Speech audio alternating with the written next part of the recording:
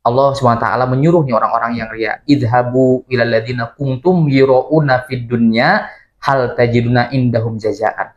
Kalian yang melakukan amal kebaikan tapi karena ada unsur ria, pergilah ke orang-orang yang orang itu ingin memuji dirimu.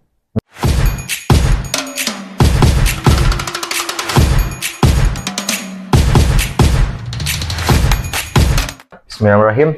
Halo, baik lagi teman-teman, bareng Kang Fahri di sini. Selamat datang di tempat ini. Bersama saya ada Kang Yasin. Ya. Kebetulan juga beliau sebagai bidang ekonomi, bidang ekonomi ya, Bidang ekonomi PD Persis Kota Bandung. Kota Bandung ya. Yang akhirnya hari ini datang di sela-sela kesibukan. Menurut Ustaz sendiri atau menurut Kang Yasin sendiri, di gaya hidup di bulan Ramadan itu dengan konsep ekonomi Islam itu kayak gimana sih?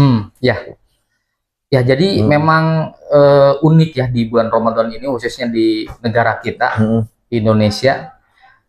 Secara logika harusnya ketika siang kita nggak makan, nggak minum, harusnya jadi hemat gitu. Ya. Tapi kenyataannya justru Boros. Ramadan itu lebih boros ya. Boncos. Ya, terus ada faktor berlebih-lebihan gitu, war takjil dan sebagainya. Tuh. Kalau saya melihat ini karena ada faktor yang lain, dan kita diuji dari situ, yaitu faktor lapar. Nah, ketika seseorang lapar, maka muncullah hawa nafsunya ingin mengambil yang lebih untuk persiapan nanti dia berbuka. Karena faktor lapar itulah gitu. Jadi hawa nafsunya tidak bisa dikendalikan sehingga dia muncul mencari-cari unsur balas dendamnya. Nah, ini yang mengakibatkan dia akhirnya berlebihan gitu, memutuskan untuk berlebihan. Nah, itu menjadi salah satu faktor utamanya. Kemudian selain memang faktor lapar, Kang Fahri, peluangnya juga ada, godaannya ada, yaitu dengan banyaknya pasar-pasar yang menjajakan takjil gitu ya. Kalau di luar bulan Ramadan itu kan nggak ada, tapi di bulan Ramadan itu ada. Jadi rasa lapar ditambah dengan godaannya juga sangat besar, sangat tinggi. Makanya muncullah gitu hawa nafsu dunia ya. Dia ingin berlebih-lebihan, yaitu akhirnya kan orang lain kehabisan. Itu salah satu faktor utamanya. Faktor utamanya. Oke. Nah, terus apakah budaya pamer atau mungkin bahasa Gen Z-nya sama flexing, San? Ya, kata flexing. Ya. Apakah budaya pamer atau flexing dengan kegiatan ibadah atau suasana Ramadan di media sosial itu membantu motivasi bagi orang lain atau malah memicu rasa iri hati? Iya. Jadi konteks berlebihan ya. Konteks berlebihan ini kalau di istilah kita ya, di Islam itu ada israf, ada tabzir. Kalau tabzir itu berlebihan, dia menggunakan kelebihan itu untuk kemaksiatan, gitu, bukan untuk kebaikan. Kalau israf, ya israf berlebihan, berlebihan konteksnya bukan digunakan untuk yang buruk, tapi memang berlebih saja gitu, makanan, minuman berlebih aja. Ya, berlebih aja gitu. Nah, dan bahayanya itu ya selain terjerumus ke tabzir dan israf, dua-duanya tidak baik ya. Dua-duanya tidak baik. Kalau tabzir diarahkan ke kemaksiatan gitu, kalau israf ya berlebih saja gitu, berlebih. Dua-duanya tidak baik. Dan yang jadi permasalahan di kita, semuanya diumbar ke sosial media, flexing. Ya, kalau flexing, ya apakah itu membuat orang lain akhirnya termotivasi, misalkan ibadah, kemudian war takjil diumbar, apakah itu memotivasi orang lain untuk melakukan ibadah juga, atau malah memunculkan hasud ya? Ya, iri hati buat belanja barang itu. Oh iya. Nah, itu sebetulnya ya bisa dua-duanya, bisa memunculkan motivasi sehingga dia akhirnya beribadah. Misalkan kita flexing kita melakukan tarawih, kemudian kita share di media sosial gitu. Bisa jadi itu memotivasi orang lain untuk melaksanakan tarawih gitu. Terus ada juga yang memunculkan hasud.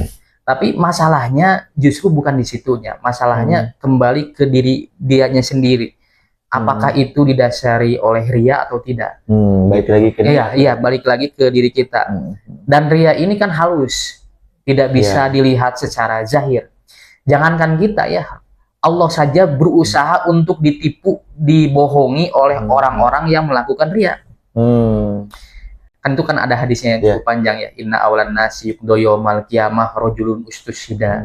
Nanti pada hari kiamat di awal-awal Allah memanggil beberapa orang. Ada orang yang syahid, ada orang yang alim, ada orang yang bersedekah, dipanggil. Kemudian Allah perlihatkan kenikmatan-kenikmatan yang sudah Allah berikan kepada orang itu. Kemudian Allah mengatakan, "Fama amil tafiha," kau gunakan untuk apa kenikmatan yang sudah aku berikan?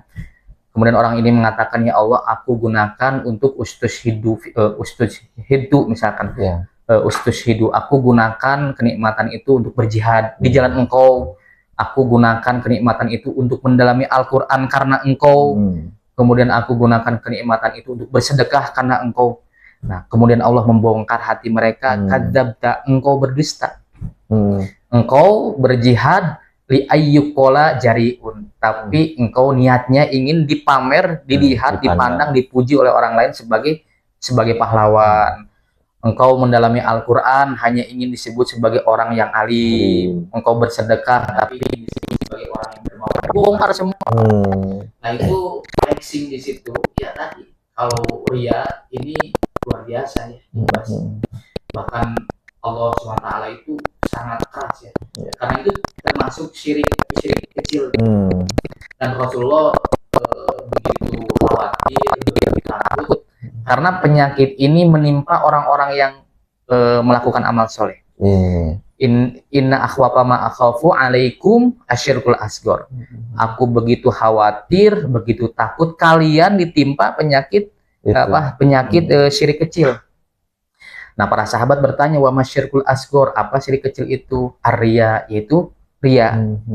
Nah, nanti ketika di hari akhir Allah SWT menyuruh nih orang-orang yang ria, idhabu ilal ladzina kuntum yura'una fid dunya hal tajiduna indahum jazaan. Kalian yang melakukan amal kebaikan tapi karena ada unsur ria, pergilah ke orang-orang yang orang itu ingin memuji dirimu. Pergi, kamu ingin dipuji oleh siapa gitu, oleh pimpinan, silahkan pergi ke mereka. Hal tajiduna indahum jazaan, apakah mereka punya surga, mereka punya balasan dan sebagainya. Itu luar biasa kecemburuan Allah. Jadi ya ini berbahaya ya, ini penyakit berbahaya, apalagi sekarang ya, flexing memperlihatkan di media sosial. Belum lagi nanti ketemu self reward yang dimana ini tamat nih puasa, bisa dong beli baju baru. Nah, dia ngejar tuh. Yang memang ada yang namanya strategi scarcity, tapi secara spiritual bukan, itu lebih ke merusak sebetulnya. Nah, pandangan Ustadz sendiri gimana? Ya, jadi memang itu merusak kita, apalagi tuntutan agama kita ya, kita tidak boleh memaksakan diri terjun ke situ, tabzir gitu, termasuk tadi israf berlebihan. Harusnya kita justru melihat yang di bawah kita gitu. Ungzuru ila man huwa asfala minkum wa la tanzuru ila man huwa fawqakum bahwa azdaru alla tazdaru ni'matallah. Jadi kita harus melihat orang-orang yang di bawah kita gitu. Jangan kita melihat ke yang di atas. Bahkan ya kita terjebak ya. Jangan sampai kita ketinggalan momen ini. Ini momen lagi apa langka, gitu. Lagi langka, ada makanan yang lagi langka. Nah, FOMO istilahnya ya, kita FOMO gitu, jangan sampai ketinggalan. Nah, terbawa arus gitu. Kita jangan sampai terjebak ke situ, apalagi ekonomi kita tidak mampu gitu ya, biasa-biasa saja. Jangan sampai ke situ, ya bersikap qanaah lah. Kita menerima, bersyukur atas yang sudah Allah berikan kepada kita, dan kita lihat di bawah kita itu ada yang lebih membutuhkan dari kita. Dan kita juga Rasulullah mengajarkan sikap isar. Isar itu mengutamakan orang lain yang lebih membutuhkan, bukannya war takjil ya. Kita berburu. Tapi justru kalau ada orang yang lebih membutuhkan, misalkan DKM lebih membutuhkan 50 sampai 100 bungkus, itu lebih membutuhkan, serahkan kepada mereka gitu ya. Iya, jangan sampai kita akhirnya war takjil, berburu, dan akhirnya orang lain tidak kebagian. Itu yang barusan Daima lebih gitu. Iya. Bukan karena jelek, tapi beli karena lebih gitu jatuhnya. Lebih yang tidak menjadi apa-apa mungkin ya jatuhnya. Kalau tujuannya untuk berhemat ya silakan berhemat, tapi jangan sampai memaksakan sehingga muncul ya kezaliman, orang lain tidak dapat, orang lain tidak kebagian gitu. Kita melebihi batas lah istilahnya. Gitu, itu yang tidak diperbolehkan gitu. Nah, menurut Ustadz itu, atau misalkan buat teman-teman ya, Ustadz, biar agar tahu sebetulnya konsep ekonomi Islam itu seperti apa sih yang tidak mengakibatkan inflasi atau yang lebih mengutamakan tentang menjaga stabilitas itu sendiri. Iya, sebetulnya ya Nabi sudah banyak mengajarkan kita bahwa kita itu tidak boleh melakukan aktivitas ekonomi di luar kemampuan kita. Tidak boleh. Kalau kita mampunya 100.000 ya gunakan 100.000. Kalau kita mampunya 50.000 gunakan kemampuan itu. Ini sebetulnya ada hadis Rasulullah pernah menyampaikannya. Dan ini menariknya justru di bulan Ramadan juga ketika saum. Karena Nabi sallallahu alaihi wasallam yuftiru qabla ayyusalliya ala rutobatin. Nah, Rasulullah berbuka ya. Jadi sebelum sholat Rasulullah berbuka dulu ala rutobatin, menggunakan kurma yang basah. Fa ilam takun rutobatin patumairotun. Kalau memang tidak ditemukan kurma yang basah karena memang nilainya lebih mahal, maka gunakanlah kurma yang kering. Turun berarti gradenya dari atas dari grade A ke grade B. Nah, turun lagi. Tapi jenis sama gitu. Ya, jangan memaksakan ke atas karena memang posisi kita ada di sini nih. Nah, fa ilam takun tumairotun hasawatin mimain. Kalau misalkan memang kurma kering tidak ada, cukup saja dengan air putih. Nah, ini Rasulullah mengajarkan kita posisi kita ada di mana nih. Jangan sampai kita terjerumus ke FOMO, ikut-ikutan, momennya seperti ini, menghambur-hamburkan uang tanpa melihat kondisi kita seperti apa ekonominya. Nah, lihatlah ekonomi kita berada di mana nih. Oh, di sini, jangan sampai kita ke atas gitu. Pendapatan kita segini, jangan sampai kita mencari-cari sesuatu yang sebetulnya tidak dibutuhkan oleh kita. Hanya ya di kebutuhan utama. Ya, hanya kemauan saja, kita mau ini, bukan butuh ya. Hasrat ego. Hasrat ego karena memang momen tadi flexing ingin dilihat oleh orang lain. Pas sudah beli, oh ya udah gini doang. Nah, itulah yang akan nantinya menimbulkan hutang gitu ya. Kita terjerumus. Kalau sudah hutang ya itu berat juga gitu ya. Karena memang fenomena saat ini tuh yaitu sesuatu itu yang kalau udah dikejar, oh ya udah gitu aja. Gitu. Kalau sudah dicoba, ya itulah dunia gitu. Jadi permainan gitu. Kalau sudah dicoba, oh seperti ini gitu. Tapi ternyata tindakan dia akhirnya menzolimi orang lain. Menzolimi seperti apa? Ketika benda ini banyak dibutuhkan, gitu, produk ini banyak dibutuhkan, otomatis naik harganya gitu. Yang lain tidak kebagian. Daging misalkan banyak dibutuhkan, ya akhirnya naik harganya. Gitu. Pedagang-pedagang kecil akhirnya kena imbas gitu.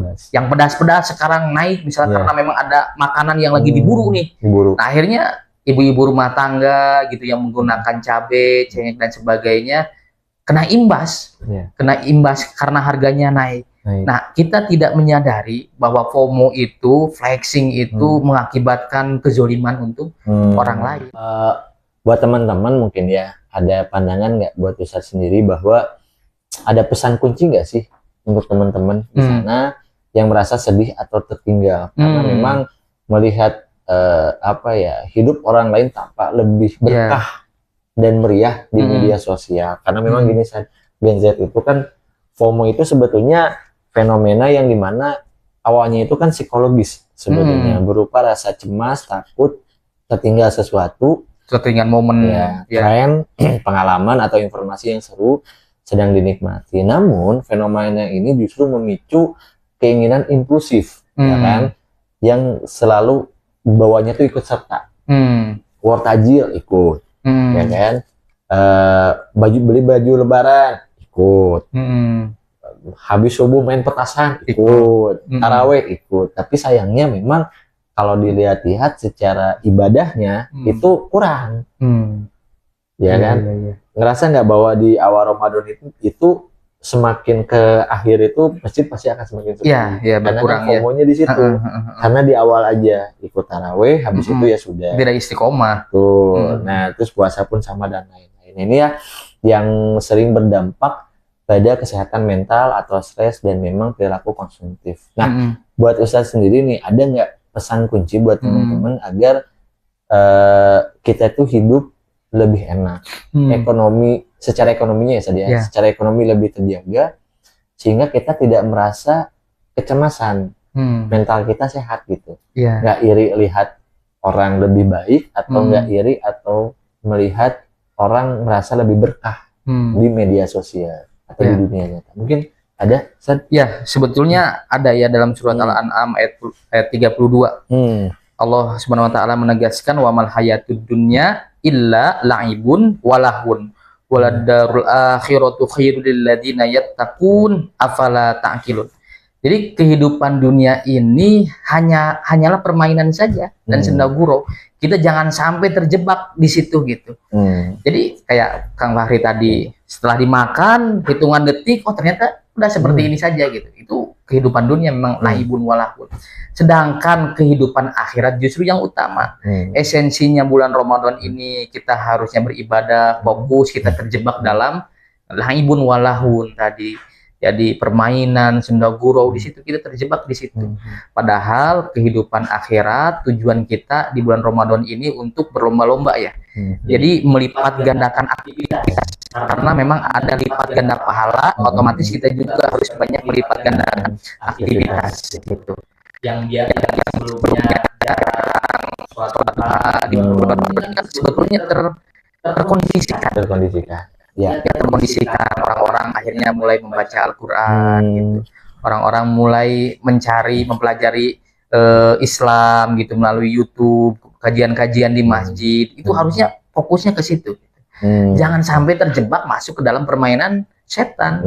Ya gitu kan, setan itu kadang-kadang menghiasi sesuatu yang buruk itu dengan yang bagus gitu. Berarti Ramadan setan nggak sejujurnya ditahan berarti ya, Sadia? Gimana? Berarti di bulan Ramadan tuh setan sebetulnya nggak ditahan juga berarti? Iya, untuk orang-orang yang tidak beriman. Untuk orang-orang yang beriman, dia saum. Nah, saum itu menjadi penahannya, menjadi perisainya, karena dengan saumnya gitu. Nah, kalau dia tidak saum atau dia saum hanya sebatas zahirnya saja, dalamnya tidak gitu kan, saum itu semuanya satu kesatuan, satu paket. Nah, kalau tidak ada itu berarti hilang perisainya. Setan itu tidak ada itu untuk yang saum, karena dia memiliki perisai. Sekali lagi, saumnya tidak hanya menahan lapar saja, lapar dan dahaga, tapi memang saum secara keseluruhan. Dia aktivitasnya jangan sampai mencaci orang lain, berdusta, itu kan menghancurkan nilai cara akidah, akhlak dan polanya juga semuanya ya, nggak cuma nahan lapar. Iya. Dan ini Kang Fahri sebetulnya harus dijadikan momen Ramadan ini untuk menguras semua dosa-dosa kita. Siangnya man shoma Ramadana imanan wahtisaban ghufirallahu ma taqaddama min dzanbi. Dengan saumnya kita kuras dosa-dosa yang dahulu gitu. Itu siangnya.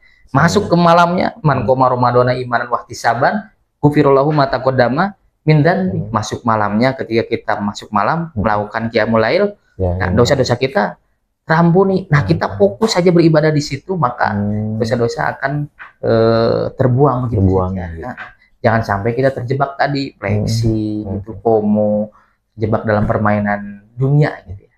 Jadi ini gimana nih seorang anak yang memang dia puasa tamat mendapatkan self rewardnya, tapi orang tuanya sumbernya itu dari sesuatu yang negatif, yang dimana ini jenisnya haram lah gitu. Nah, itu gimana sih?